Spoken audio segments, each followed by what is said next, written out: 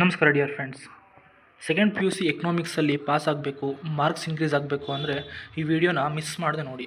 Because ನಾನಿವತ್ತು official blueprint based important chapters, marks weightage ಮತ್ತು exam focused strategies ಬಗ್ಗೆ explain ಮಾಡ್ತೀನಿ. ನಾನು ಸಂತೋಷ್, ಎಕನಾಮಿಕ್ಸ್ ಸಬ್ಜೆಕ್ಟ್ನ ಟೀಚ್ ಮಾಡ್ತೀನಿ. ಈ ಚಾನಲಲ್ಲಿ ನಾನು P U syllabus full coverage ಹಾಗೂ daily life examples, exam oriented preparation ಮತ್ತು ಸಿಂಪಲ್ ಎಕ್ಸ್ಪ್ಲನೇಷನ್ನ ಕೊಡ್ತೀನಿ. ನೀವೇನಾದರೂ ಸ್ಟೂಡೆಂಟ್ ಆಗಿದ್ದರೆ ತಪ್ಪದೆ ಈ ಚಾನಲ್ನ ಸಬ್ಸ್ಕ್ರೈಬ್ ಮಾಡಿ ಮತ್ತು ಬೆಲ್ ಐಕಾನ್ನ ಕ್ಲಿಕ್ ಮಾಡಿ. ಎಕ್ಸಾಮ್ ಪ್ಯಾಟ್ರನ್ ಬಗ್ಗೆ ನಮ್ಗೆ ಕ್ಲಿಯರಾಗಿ ಗೊತ್ತಿರಬೇಕು. ಅದರಲ್ಲಿ 20 ಮಾರ್ಕ್ಸ್ಗೆ ಇಂಟರ್ನಲ್ಸು ಹಾಗೆ 80 ಮಾರ್ಕ್ಸ್ಗೆ ಥಿಯರಿ ಇರುತ್ತೆ. ನಾನಿವತ್ತು 80ಗೆ ಔಟ್ ಆಫ್ 80 ಹೇಗೆ ತೊಗೊಬೋದು, ನಾವು ಯಾವ ಥರ ಪ್ರಿಪೇರ್ ಆಗಬೇಕು ಎಕ್ಸಾಮ್ಗೆ ಅಂತ ನಾನಿಲ್ಲಿ ತಿಳಿಸ್ಕೊಡ್ತೀನಿ. ಅದು ಪಾರ್ಟ್ ಎ ಇಂದ ನಮ್ಮ 58 ಅಂಕಗಳು ಹಾಗೆ ಪಾರ್ಟ್ ಬಿ ಇಂದ 63 ಅಂಕಗಳನ್ನ ನಾವಿಲ್ಲಿ ನೋಡ್ಬೋದಾಗಿದೆ. ಹಾಗೆ ಇಂಗ್ಲೀಷ್ ವರ್ಷನಲ್ಲಿ ಈ ಥರ ಇದೆ. ಸೊ ಇದನ್ನು ಸಹ ನೀವು ಕಾಪಿ ಮಾಡ್ಕೊಬೋದು. ಬನ್ನಿ ಶುರು ಮಾಡೋಣ. ಇವಾಗ ಮೊದಲನೇ ಅಧ್ಯಾಯ ಪರಿಚಯ, ಇಂಟ್ರೊಡಕ್ಷನ್. ಸೊ ಈ ಅಧ್ಯಾಯದಿಂದ ನಮಗೆ 7 ಅಂಕಗಳು ಬರುತ್ತೆ.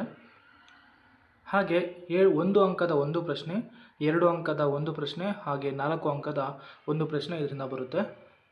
ಹಾಗೆ ಎರಡನೇ ಅಧ್ಯಾಯದಿಂದ ಅನುಭೋಗಿಯ ವರ್ತನೆ ಸಿದ್ಧಾಂತ, ಥಿಯರಿ ಆಫ್ ಕನ್ಸ್ಯೂಮರ್ ಬಿಹೇವಿಯರ್. ಈ ಅಧ್ಯಾಯದಿಂದ ನಮಗೆ ಒಟ್ಟಾರೆ 20 ಅಂಕಗಳು.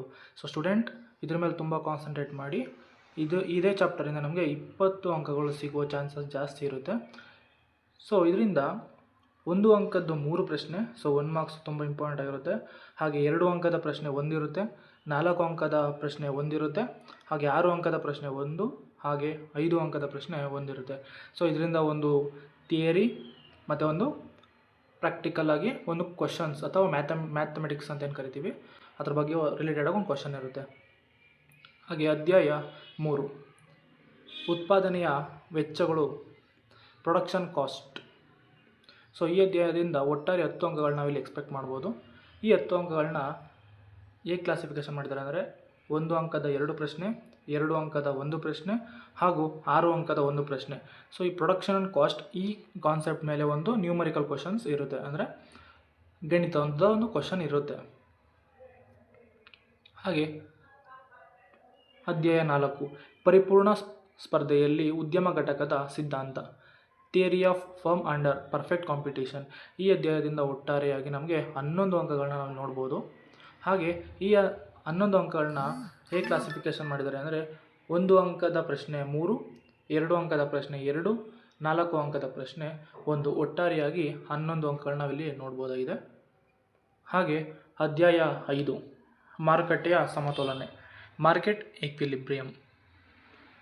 ಈ ಅಧ್ಯಾಯದಿಂದ ಒಟ್ಟಾರೆಯಾಗಿ 10 ಅಂಕಗಳನ್ನ ನಾವಿಲ್ಲಿ ನೋಡ್ಬೋದು. 1 ಅಂಕದ ಪ್ರಶ್ನೆ ಒಂದಿರುತ್ತೆ, ಹಾಗೆ 4 ಅಂಕದ ಪ್ರಶ್ನೆ 1 ಹಾಗೂ 5 ಅಂಕದ ಪ್ರಶ್ನೆ ಒಂದಿರುತ್ತೆ. ಸೊ ಈ 5 ಅಂಕದ ಪ್ರಶ್ನೆಯಲ್ಲಿ ಒಂದು ಗ್ರಾಫಿಕಲ್ ರೆಪ್ರೆಸೆಂಟೇಷನ್ ಅಂದರೆ ಒಂದು ರೇಖಾಚಿತ್ರದ ಒಂದು ಕ್ವಶನ್ ಇರುತ್ತೆ. ಇದ್ರ ಬಗ್ಗೆ ನಾನು ಮುಂದಿನ ವಿಡಿಯೋದಲ್ಲಿ ನಿಮಗೆ ತಿಳಿಸ್ಕೊಡ್ತೀನಿ. ನೆಕ್ಸ್ಟು ಇಂಟ್ರೊಡಕ್ಟರಿ ಮ್ಯಾಕ್ರೋ ಎಕನಾಮಿಕ್ಸ್, ಸಮಗ್ರ ಅರ್ಥಶಾಸ್ತ್ರದ ಪರಿಚಯ. ಈ ಅಧ್ಯಾಯದಲ್ಲಿ ಮೊದಲನೇ ಅಧ್ಯಾಯ ಪರಿಚಯ, ಇಂಟ್ರೊಡಕ್ಷನ್ ಅಂತ ಕರಿತೀವಿ. ಸೊ ಈ ಇಂಟ್ರೊಡಕ್ಷನಿಂದ ನಮಗೆ 5 ಅಂಕ ಬರುವಂಥ ಚಾನ್ಸಸ್ ಜಾಸ್ತಿ ಇರುತ್ತೆ. ಅದರಲ್ಲಿ 1 ಅಂಕದ ಪ್ರಶ್ನೆ 1, 4 ಅಂಕದ ಪ್ರಶ್ನೆ 1 ಇರುತ್ತೆ. ಹಾಗೆ ಅಧ್ಯಾಯ 2 ರಾಷ್ಟ್ರೀಯ ವರಮಾನ ಲೆಕ್ಕಾಚಾರ, ನ್ಯಾಷನಲ್ ಇನ್ಕಮ್ ಅಕೌಂಟಿಂಗ್. ಈ ಅಧ್ಯಾಯದಿಂದ ಒಟ್ಟಾರೆ 17 ಅಂಕಗಳು. ಸೊ ಮೈಕ್ರೋ ಎಕನಾಮಿಕ್ಸಲ್ಲಿ 2ನೇ ಅಧ್ಯಾಯ ಹಾಗೆ ಮ್ಯಾಕ್ರೋ ಎಕನಾಮಿಕ್ಸಲ್ಲಿ ಸಹ 2ನೇ ಅಧ್ಯಾಯ ನಾವು ತುಂಬ ಫೋಕಸ್ ಮಾಡಬೇಕಾಗಿರುತ್ತೆ. ಯಾಕೆಂದರೆ 17 ಅಂಕಗಳು ಪ್ಲಸ್ ಅದರಿಂದ 20 ಅಂಕಗಳು ಬರೋ ಚಾನ್ಸಸ್ ಜಾಸ್ತಿ ಇರುತ್ತೆ. ಒಟ್ಟು 37 ಅಂಕಗಳು ಇಲ್ಲಿ ಸಿಗುತ್ತೆ ನಮಗೆ. ಇದರಲ್ಲಿ 1 ಅಂಕದ ಪ್ರಶ್ನೆ 2, 2 ಅಂಕದ ಪ್ರಶ್ನೆ 2, 6 ಅಂಕದ ಪ್ರಶ್ನೆ 1 ಹಾಗೂ 5 ಅಂಕದ ಪ್ರಶ್ನೆ ಒಂದಿರುತ್ತೆ. ಮತ್ತು ಇದು ವರಮಾನ ಲೆಕ್ಕಾಚಾರ ನ್ಯಾಷನಲ್ ಇನ್ಕಮ್ ಅಕೌಂಟಿಂಗಲ್ಲಿ ಏನಿದೆ ಒಂದು ನ್ಯೂಮರಿಕಲ್ ಪ್ರಾಬ್ಲಮ್ ಬರುತ್ತೆ. ಅಧ್ಯಾಯ 3 ಹಣ ಮತ್ತು ಬ್ಯಾಂಕಿಂಗ್, ಮನಿ ಆ್ಯಂಡ್ ಬ್ಯಾಂಕಿಂಗ್. ಒಟ್ಟಾರೆಯಾಗಿ 12 ಅಂಕಗಳನ್ನ ನಾವಿಲ್ಲಿ ಎಕ್ಸ್ಪೆಕ್ಟ್ ಮಾಡ್ಬೋದು. ಈ 12 ಅಂಕಗಳಲ್ಲಿ 1 ಅಂಕದ ಪ್ರಶ್ನೆ 2 ಇರುತ್ತೆ, 4 ಅಂಕದ ಪ್ರಶ್ನೆ 1 ಇರುತ್ತೆ, 6 ಅಂಕದ ಪ್ರಶ್ನೆ 1 ಇರುತ್ತೆ. ಹಾಗೆ ಮುಂದಿನ ಅಧ್ಯಾಯ 4 ಆದಾಯ ಮತ್ತು ಉದ್ಯೋಗದ ನಿರ್ಧಾರ, determination of income and employment. ಈ ಅಧ್ಯಾಯದಿಂದ ನಾವು ಒಟ್ಟಾರೆಯಾಗಿ 8 ಅಂಕಗಳನ್ನ ನೋಡ್ಬೋದು ಇಲ್ಲಿ. ಆ 8 ಅಂಕದಲ್ಲಿ 1 ಅಂಕದ ಪ್ರಶ್ನೆ 2 ಇರುತ್ತೆ, ಹಾಗೂ 2 ಅಂಕದ ಪ್ರಶ್ನೆ ಒಂದಿರುತ್ತೆ, 4 ಅಂಕದ ಪ್ರಶ್ನೆ ಒಂದಿರುತ್ತೆ.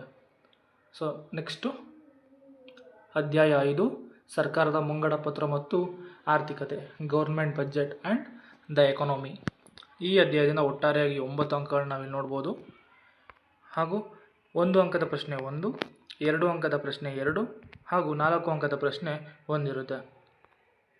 ನೆಕ್ಸ್ಟು ಅಧ್ಯಾಯ 6 ಮುಕ್ತ ಆರ್ಥಿಕತೆ, ಸಮಗ್ರ ಅರ್ಥಶಾಸ್ತ್ರ, ಓಪನ್ ಎಕನಾಮಿ, ಮ್ಯಾಕ್ರೋ ಎಕನಾಮಿಕ್ಸ್. ಈ ಅಧ್ಯಾಯದಿಂದ ನಮಗೆ ಒಟ್ಟಾರೆಯಾಗಿ 12 ಅಂಕಗಳು ಬರುತ್ತೆ.